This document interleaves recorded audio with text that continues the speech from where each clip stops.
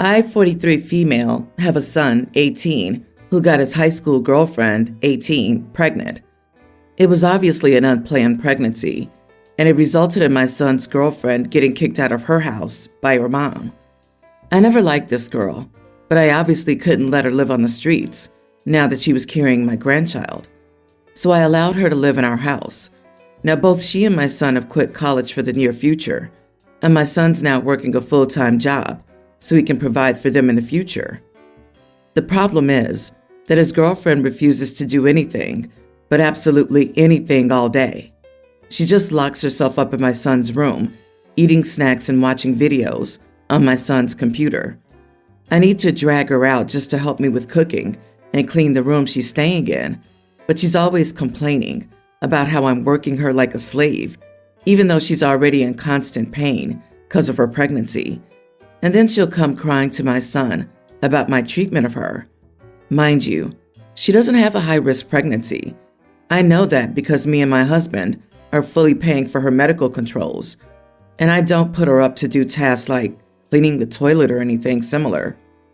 However, she really crossed the line when, after I got dressed, she asked me where I was going, and when I told her that I was getting ready for church, her exact response was, I didn't know there were churches that were allowing people looking like striptease dancers in.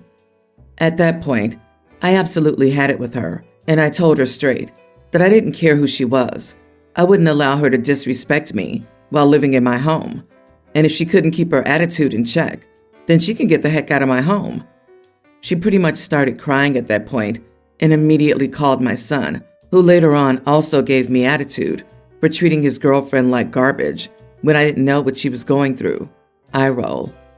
My husband also thinks that while she was definitely out of line with that, she was probably only acting out because of pregnancy hormones, and that I could have handled the situation better without straight up threatening to leave her homeless.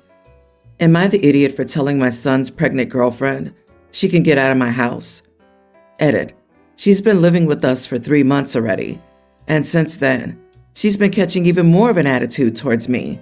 I can barely drag her out to cut some carrots or vacuum the room she's staying in. There's no way she can maintain a job with an attitude like that.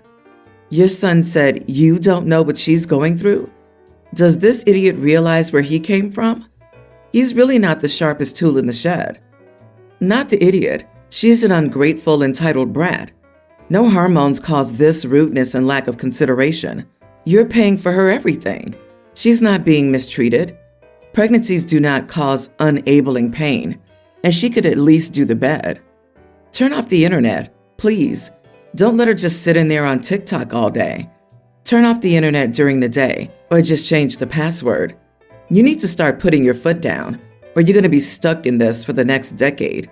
She needs a wake-up call, and so does your son. If you don't set the record straight, she'll try to pawn the baby off on you. You think she's lazy now? You will end up raising your grandbaby. Everyone's the idiot here. Not that the girlfriend was right about what she said. She wasn't at all. But reading the post, it reads like the reaction is more about punishing their son and girlfriend for having the baby than her behavior.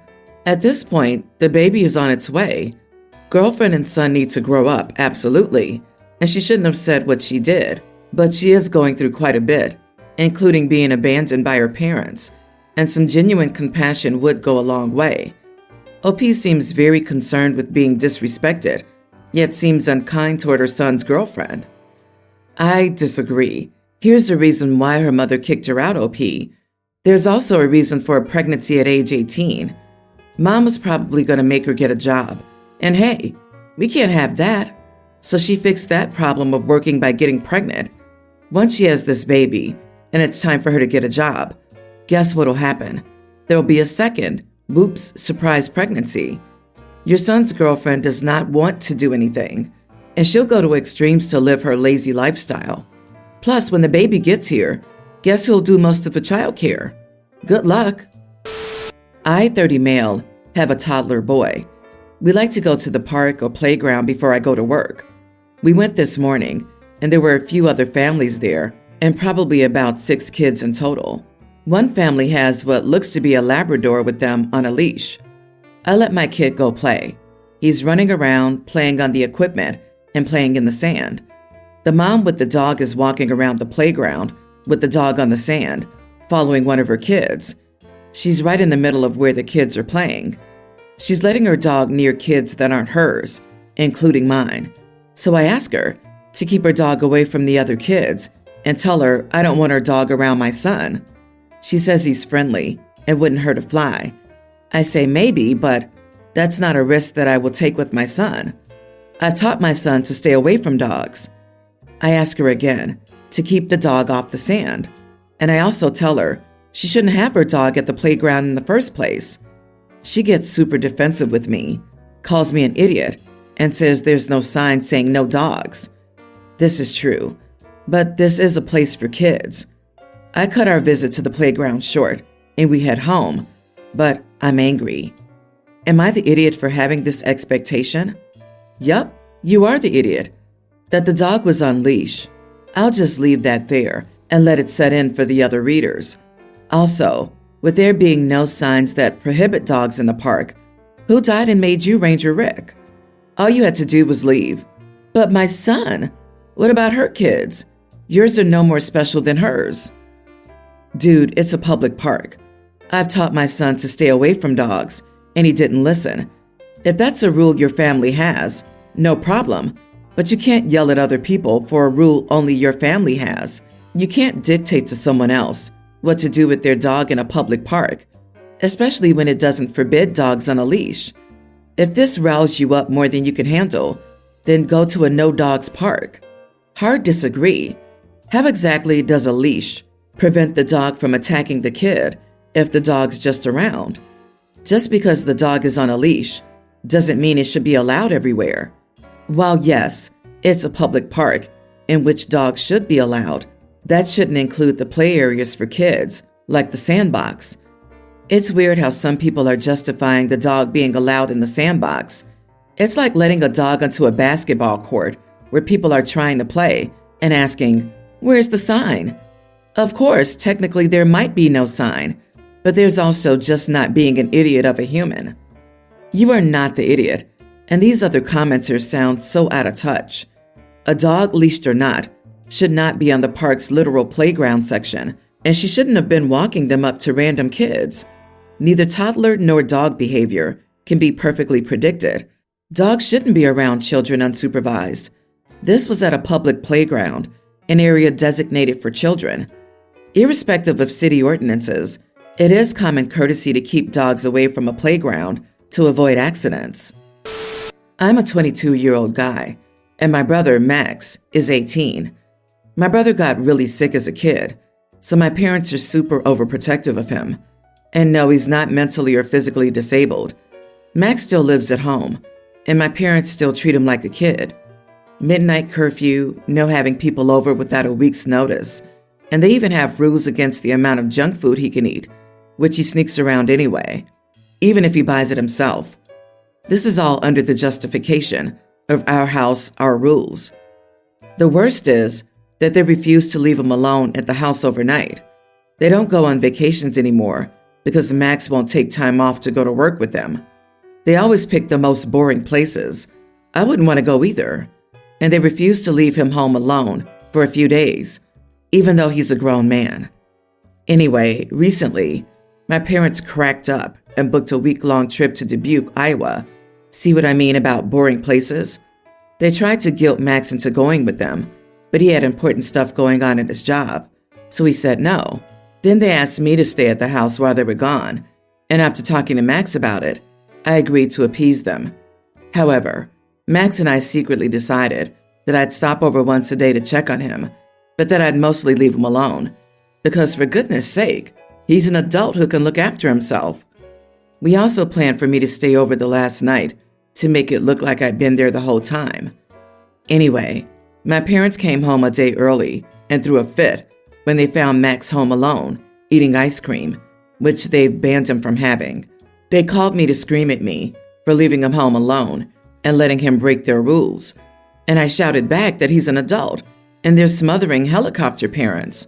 Now Max is grounded. Everything they've tried to do is either theft or false imprisonment, and he's pushed back and mostly won. and he's looking for ways to move out ASAP. My parents are giving him and me so much grief, and honestly, I'm starting to regret not just staying over like I said I would. Am I the idiot? I don't really see how you could justify someone having a job and needing a babysitter. That's insane. You are not the idiot. You just sound like a good brother. Why can't he be alone? Does he have seizures or something? His huge crime was eating ice cream. Is he lactose intolerant? Do not appease them ever again. Also, your brother should GTFO if he has money saved up and a job. No, my parents just think sugar's the devil or something. My brother doesn't have any kind of medical conditions that would make it dangerous for him to be alone. He does get migraines, but he has meds for that. My parents think he'll do drugs or burn the house down or something if they're not around to supervise. It's ridiculous. They were never like that with me. He can vote, get drafted, make a baby, drive, work full-time. He has no physical or medical disabilities. Boy, he's going to move out and never contact them again. Mom and Dad have to address cutting the cord. And honestly, a vacation to Iowa? Your parents need some serious help for that alone. I don't know why you'd go along with such a ridiculous crap show in the first place. It's just enabling your parents' bizarre and unhealthy behavior. It seems like it's time to either A, sit down with them and try to show them how they're infantilizing your brother and dragging you into it, and B, go little or no contact. Not your circus, not your monkeys. A friend, 27 female, and I, 27 female, went to happy hour on Thursday at a brewery for drinks. We got a table, and as we walked up, there was a baby at the next table. He was eating some mac and cheese and just yelling, "Wah, wah, wah, wah, wah," over and over during the minute we were near the baby. He seemed happy, but I don't like babies yelling and crying or really making noise. It really bothers me. I asked my friend if she wanted to move tables, and I told her I didn't want to be near a yelling baby. She says no. She thought the baby was cute and funny. She said happy babies making noise like that is the best. I told her I'd really like to move. I expressed that babies shouldn't even be here. I know if this baby kept yelling, I wasn't going to enjoy myself. She says I don't know why it bothers me so much. She told me not to be an idiot. It's just a happy baby. I started gathering my things and told her I was leaving. I thought she was inconsiderate of my feelings, so I just left. Am I the idiot? I might be one because I left my friend alone and tried controlling where we sat in the brewery. Not the idiot. You were seated near something that bothered you. You wanted to move to where the auditory environment would be more pleasing to you. You didn't try to have the kid and their designated caregiver removed or make rude comments to them. You wanted to remove yourself from the immediate vicinity. It was a small enough request to make of your friend. I don't blame you for leaving. I wouldn't want to be near a screaming baby either. You have choices, and you made one. Describing happy baby sounds as screaming is odd, though. I do feel like OP was a bit careless with the terms there to support the position. The bottom line is, it doesn't matter whether the sounds were screaming or happy gurgling about the culinary merits of that tasty cheesy mac. It doesn't make OP an idiot for moving. But the friend who likes babies isn't an idiot for liking babies, and the baby isn't an idiot for liking Kraft cheesy mac, and the parents aren't idiots for having a well-behaved tot in a place of public accommodation. I think there are no idiots here. You are the idiot, mostly for expressing that babies shouldn't be here. It's a brewery, not a bar. Where do they belong? At home? Until they're at what age exactly? Who decides that exactly? A crying baby can be just as annoying as an excited kid, or someone who's loud as heck, telling their stories for everyone to hear over their beer, or a belligerent drinker. So what's stemming the argument? This isn't a place for kids or babies? Because there's alcohol involved? Crap. Tell every restaurant ever to stop allowing kids and babies then, I guess. It's beyond me how people are so entitled, sensitive, and fragile that they can't survive and drink a beer if a baby's in the room.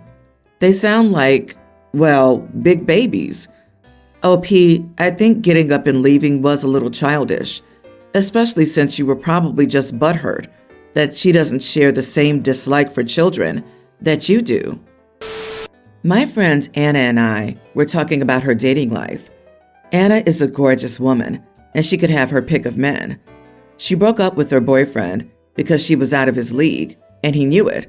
He would act in insecure ways. Anna said she didn't want to settle for someone less than the best.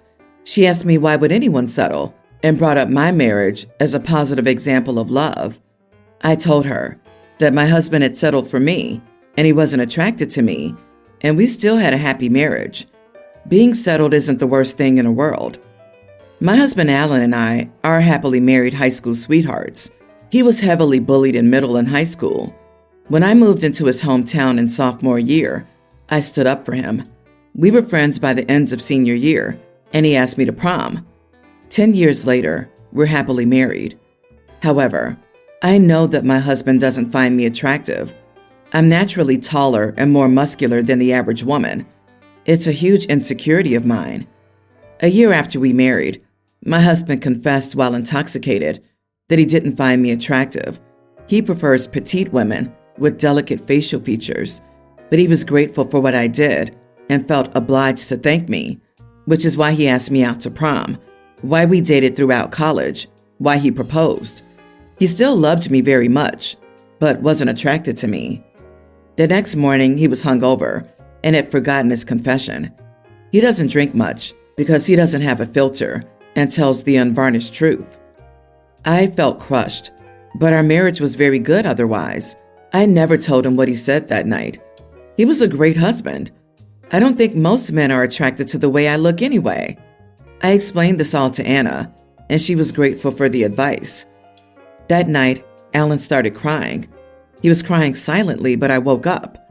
I hugged him and asked what was wrong, and he admitted he overheard our conversation. I didn't expect him to overhear, since I was in the basement, but he heard his name and decided to listen in. I apologized for hurting his feelings, but it just made him sob harder. I don't know what I did wrong, if I did anything wrong. Am I the idiot? He was grateful for what I did and felt obliged to thank me, which is why he asked me out to prom, why we dated, why he proposed. Oof! You know, I could stand the idea of being in love with someone who didn't find me attractive. I completely understand that. But the way it's said, it sounds like a debt he's paying off. I was expecting the other shoe to drop and for him to say, but then I fell in love. But oof, I wish y'all the best. It sounds like he thinks you think you settled for a guy who doesn't find you attractive, like he broke both your hearts. Not the idiot, but you need to talk to your husband about this. Either he's really struggling with guilt about his confession, or he's really triggered by unhappiness in the relationship. And either way, you two need to talk about it. Also, phew, you're a saint for dealing with that confession so gracefully. OP, you didn't do anything wrong. You've handled this much more kindly and gracefully than is reasonable to expect from anyone. What he's going through right now is 100% about his feelings and nothing to do with anything you've done wrong. But honestly, you deserve better than this. It's your call if you accept it, which you clearly have until now, but you're a beautiful soul, and someone out there would find you incredibly attractive. There are 8 billion of us. You're someone's cup of tea. Maybe it doesn't matter that much to you, but it isn't impossible, and you do deserve to feel desired and attractive.